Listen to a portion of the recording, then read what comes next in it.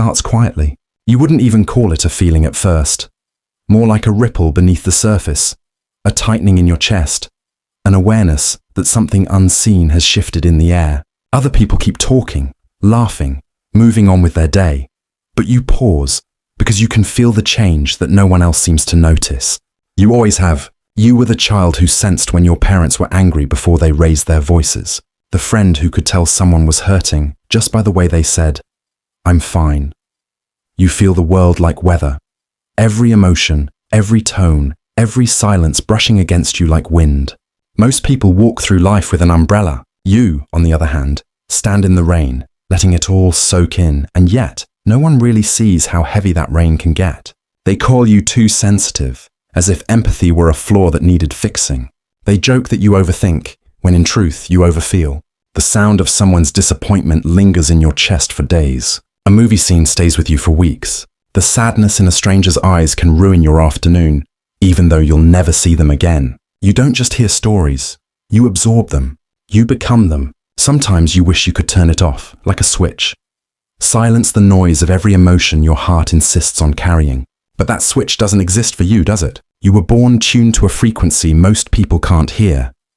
Still, within that flood of feeling, there's a kind of beauty that others will never understand. You don't just see life, you witness it. You notice the fragile ways people love each other, the tiny acts of kindness that go unseen, the tremor in a voice that says more than words ever could. You experience the world in high definition, every color brighter, every sound sharper. And yes, it hurts sometimes, but it also means you catch glimpses of wonder others miss. The warmth of sunlight on skin, the soft hush of evening air, the relief in a friend's laughter. They all land inside you with the same force as heartbreak. You are both the wound and the healing, the ache and the awe. People who feel everything too deeply rarely understand, at first, that what they experience is a kind of empathy that borders on instinct. It isn't just emotion, it's perception. You don't simply react to life, you absorb it. When someone near you is angry, your own pulse quickens. When someone is anxious, your breathing changes to match theirs. And when someone is sad, you can feel their sorrow vibrating through your bones as if it were your own. You tell yourself you're just being kind, just being understanding. But underneath that kindness is something more complex. A nervous system tuned to survival. Because somewhere along the way, your body learned that in order to stay safe, you had to read the room before speaking, sense tension before it erupted, soothe others before they fell apart. That's the paradox of sensitivity. What began as self-protection slowly becomes identity. You start to believe that being hyper-aware is who you are, that it's your role to hold the world together, even if it means falling apart in private. You mistake empathy for obligation. You apologize when you've done nothing wrong. Take responsibility for moods that were never yours to manage, and feel guilty for needing rest when everyone else still expects your warmth. But the truth hiding beneath that guilt is this: sensitivity was never meant to be a burden. It's an ancient language of connection, one the world has forgotten how to speak. People will tell you to stop caring so much, as if it were a switch you could flip. They don't see that for you. Caring isn't optional. It's woven into your being, stitched into every heartbeat. They think detachment is strength, but you've seen what numbness does to a soul. You've seen how people lose color when they stop feeling. So you keep your heart open, even when it aches. You keep listening, even when the noise is too much. And though it hurts, you understand something they don't. Sensitivity isn't weakness, it's awareness. It's the ability to feel the subtle, invisible layers of truth that others overlook. And within that awareness, even amid the chaos of emotion, lies a kind of wisdom, quiet, raw, and endlessly human. Psychologists say that people who feel everything too deeply often have what's called heightened emotional attunement, a nervous system that processes the world with more intensity than most. It means that your brain doesn't just observe emotion, it mirrors it. When someone cries, your mirror neurons light up as if you are the one in pain. When joy enters a room, it floods you completely, bright and overwhelming. It's why you can never quite separate what's yours from what belongs to others. Your empathy doesn't have boundaries, it bleeds. And for many, that bleeding starts early.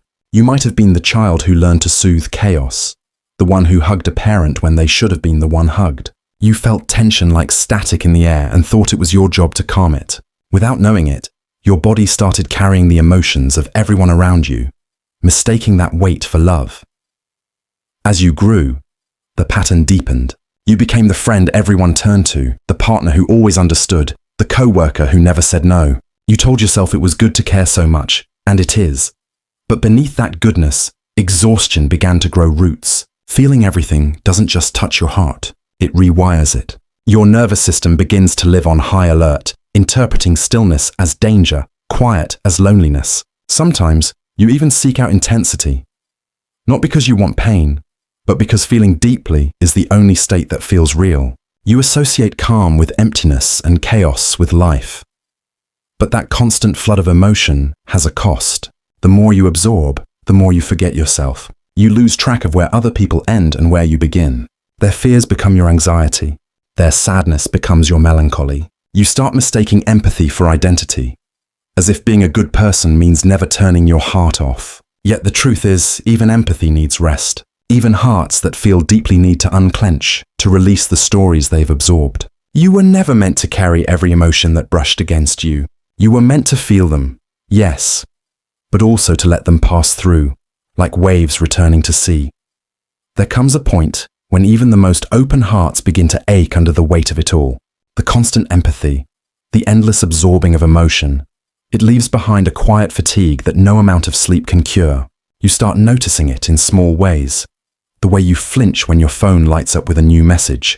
The way conversations feel like obligations. The way you crave silence but feel guilty for needing it. It's the burnout of the empath, the exhaustion of someone who's been holding everyone else's feelings for far too long. You tell yourself that being kind means being available, that to love is to carry, that empathy should have no limits. But boundaries aren't barriers, they're protection. Without them, even love turns into depletion. Sometimes, the cost of feeling too deeply is that you begin to mistake exhaustion for purpose. You think being drained means you've done enough, that pain is proof of compassion. You start to believe you're valuable only when you're saving someone. But here's the truth most sensitive souls forget. Caring deeply isn't about absorbing others' pain. It's about understanding it without letting it consume you. You can sit beside someone's storm without drowning in it. You can hold space without holding their suffering as your own. Empathy isn't martyrdom. It's presence, and presence requires energy, honesty, and rest. You've probably felt that tug, that quiet rebellion within your heart that says, I can't keep doing this. It's not selfishness speaking, it's survival. The body always knows when the soul is running out of room. Your tiredness isn't weakness, it's wisdom, whispering that it's time to return to yourself.